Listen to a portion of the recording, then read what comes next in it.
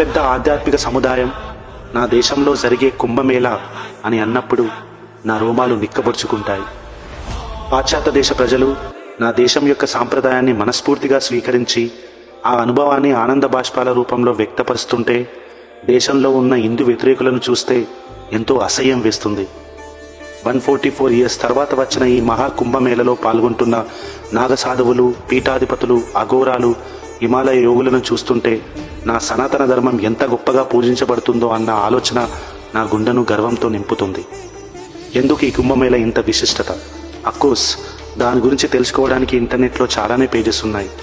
కానీ నన్ను బాధపెడుతుంది another side of కైండ్కు ఉన్న సో కాల్డ్ ఇంటెలెక్చువల్స్.